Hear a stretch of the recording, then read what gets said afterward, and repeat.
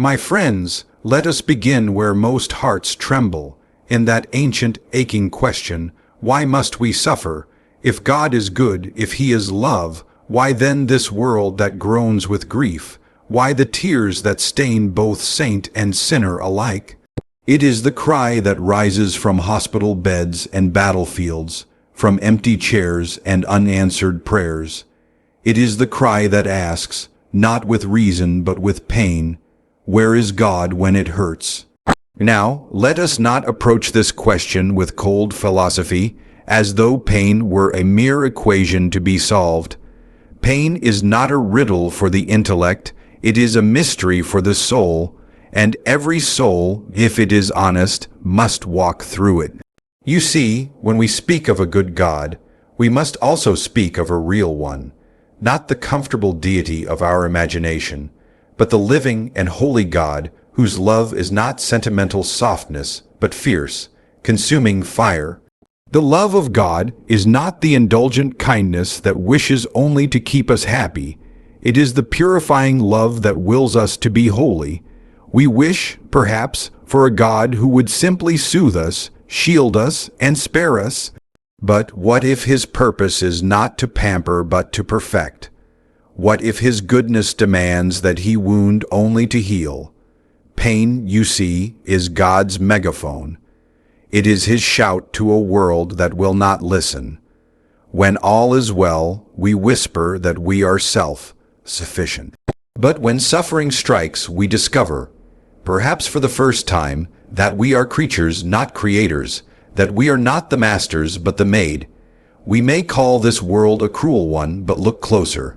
Even in pain, there are hints of mercy. The very capacity to feel pain is a safeguard.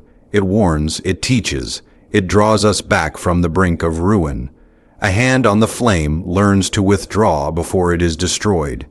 A heart that suffers learns to turn toward the healer before it is lost.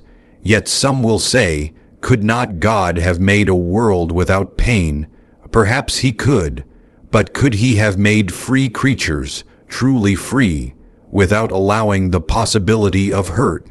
Freedom, after all, includes the power to wound. The gift of choice carries the shadow of consequence. A world without pain might be one without compassion, courage, or love itself. For what is love that has never faced loss? What is faith that has never walked through darkness? Suffering, then, is not evidence of God's absence, but of His relentless pursuit. The surgeon's knife is sharp, but it cuts to heal. The sculptor's chisel strikes hard, but only to reveal the image within the stone. So, too, God shapes the soul through affliction, stripping away the false and the fleeting until something eternal shines through. Still, the mind protests, why must it be so hard? Why must good be bought at such a cost? Perhaps the answer lies beyond our sight. We see only the fragments of the tapestry, the dark threads that make no sense alone, but God sees the pattern complete, where even the knots and tangles are turned to beauty. Imagine, if you will, a child undergoing a painful remedy. The parent does not delight in the child's tears, yet permits them, knowing the pain is the price of healing. Would it not be a crueler love that spared the child but left the sickness to destroy him? So it is with God. He allows what He could prevent, because He sees what we cannot. That through pain, the soul is awakened, refined, and prepared for joy. Not the fragile happiness of this earth, but the solid, radiant joy of eternity. There is, after all, a strange mercy in our suffering. It loosens our grip on the world and directs our longing toward heaven.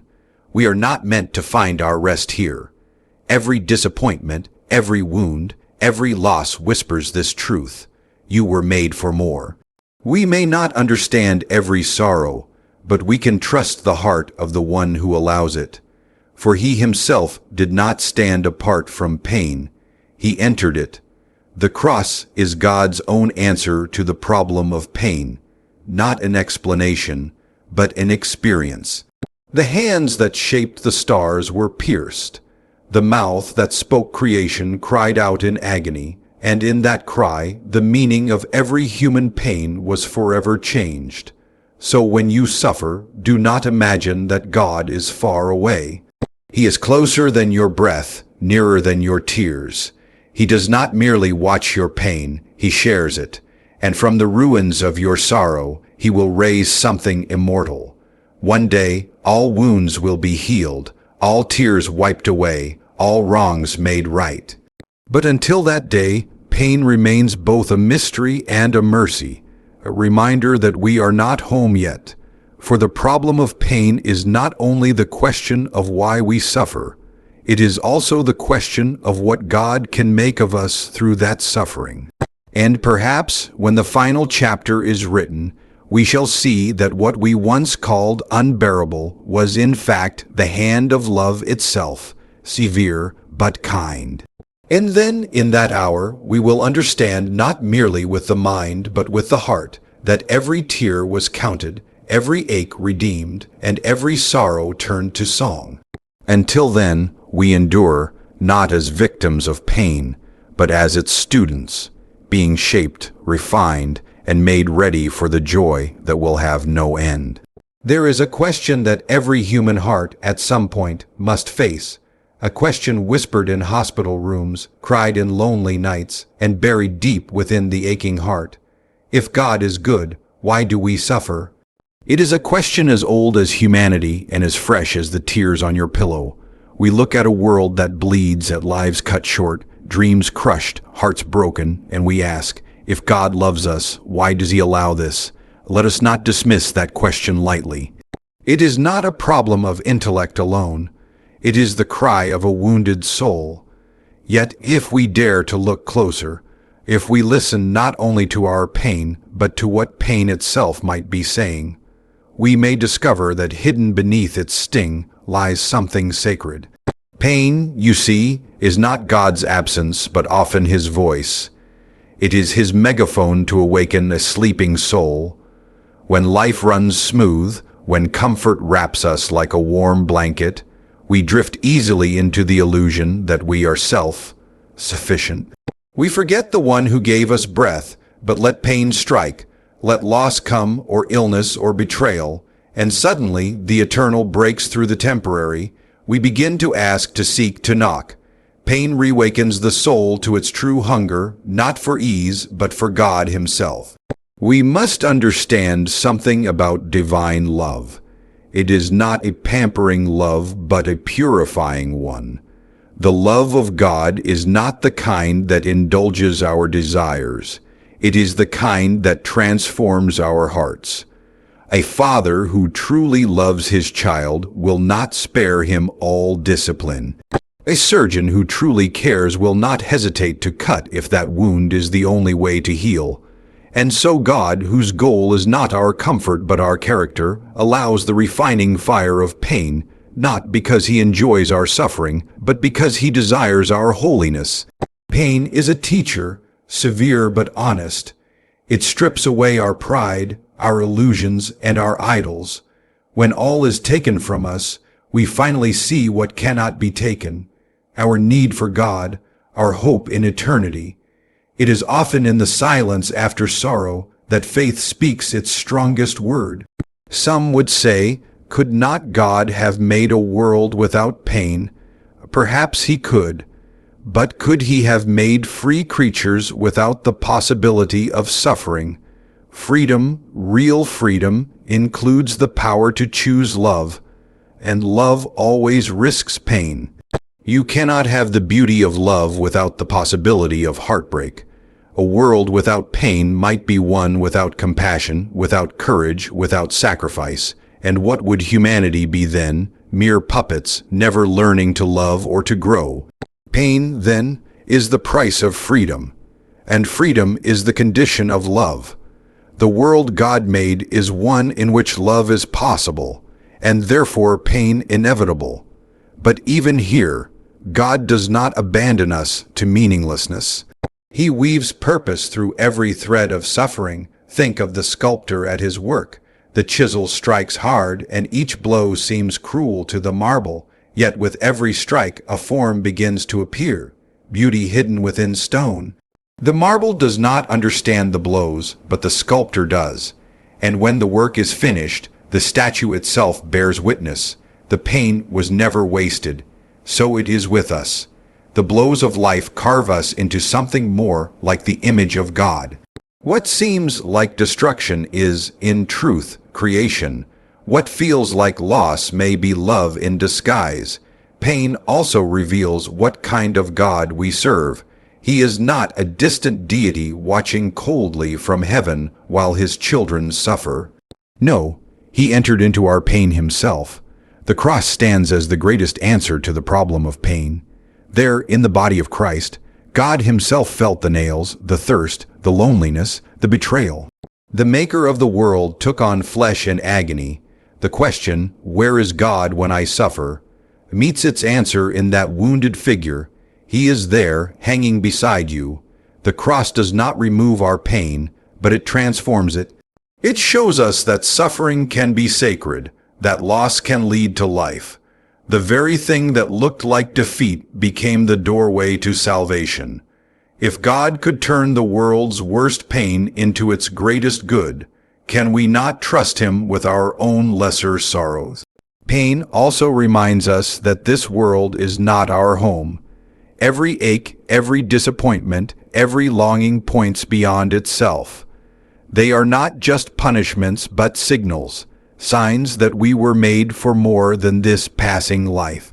Heaven is not a dream, it is the destination, and pain, strangely enough, becomes the compass that turns our hearts toward it. We may not understand the pattern now. To us, it is like looking at the back of a tapestry, all knots and tangled threads, no beauty to be seen. But one day, when we stand before the face of God, we shall see the other side, where every dark thread has been woven into light. What we now call unbearable will be revealed as necessary. What we called cruel will be known as love. Do not mistake me. This does not mean we must enjoy pain or pretend it is pleasant. Suffering is still bitter, tears are still real, even Christ wept. But within the weeping there can be worship, within the breaking there can be becoming. Pain is not the end of the story, it is the place where the story deepens. It invites us to trust beyond what we see. Faith is not believing that God will spare us from pain. It is believing that he will redeem it. And he will. Every sorrow born with faith will one day blossom into joy. Every tear will be remembered. Every wound will become a scar of glory. The very things that once threatened to destroy you will one day tell the story of your deliverance. You see, pain is not only what God allows, it is what he uses. It is his tool to shape us into vessels of compassion, to teach us dependence, to purify our love, to prepare us for eternity. For without pain, heaven itself might lose its sweetness. We cannot fully rejoice in restoration until we have felt what it means to be broken. So, my friends, when you suffer, do not think that God is far away. He is nearest when you hurt the most. His silence is not absence. His delay is not neglect. He is at work in hidden ways, weaving purpose into your pain. The hand that wounds is the same hand that heals. The heart that allows suffering is the same heart that hung on a cross. And when all is said and done, when eternity dawns and every question finds its answer, we will see that the megaphone of pain was never meant to destroy us, but to awaken us, to call us from comfort to character, from earth to heaven, from ourselves to God. And then, when the last tear is dried and the last shadow lifts, we will look back and understand. We will see that the road of suffering was not a detour, but the path itself, the path by which the soul was led home. For now we trust, we listen, we endure, because even in pain God is speaking, and his message is love.